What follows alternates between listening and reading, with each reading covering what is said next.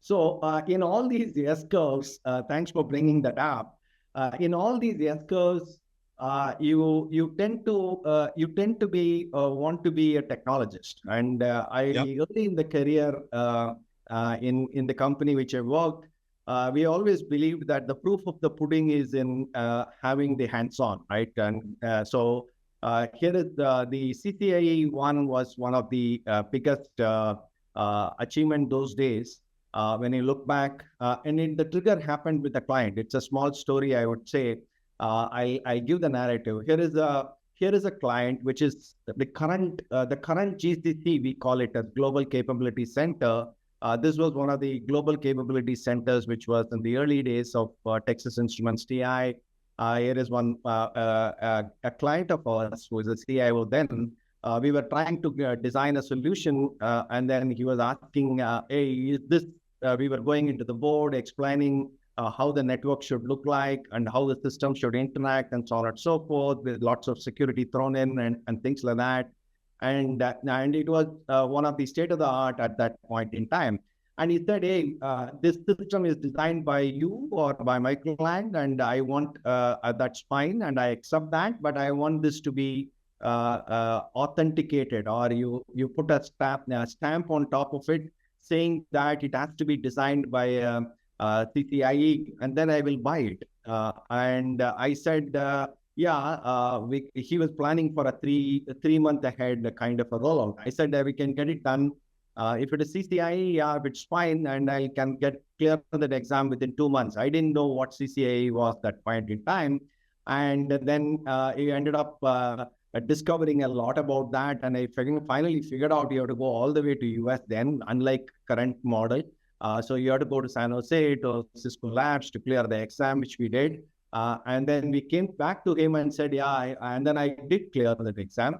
And then I told him that, "Hey, this is done.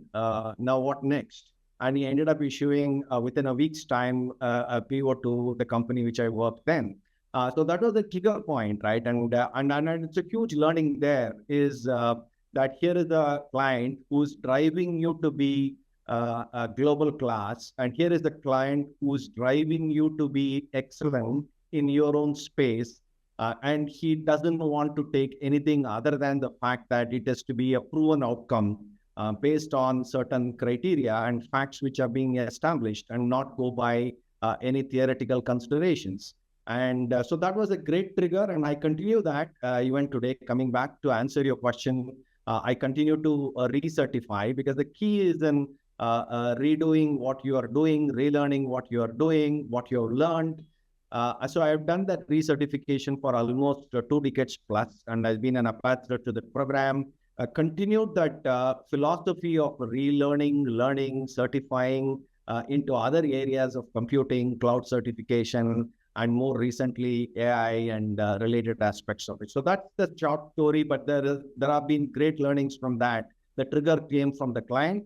The trigger came from the client, and who established the fact that you need to be global class. You prove it to me that you are one, kind of a setup. So that was the greatest achievement then. When I look back, it's not a great thing, because people do it day-to-day basis, but it was challenging then, because you have to go all the way. The kind of tools and resources available were very minimal, unlike the current setup, but you ended up doing that.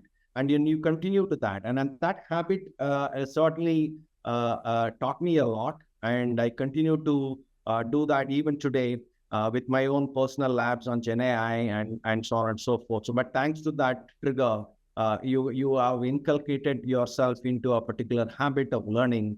And that continues even today for almost close to 3 decades now.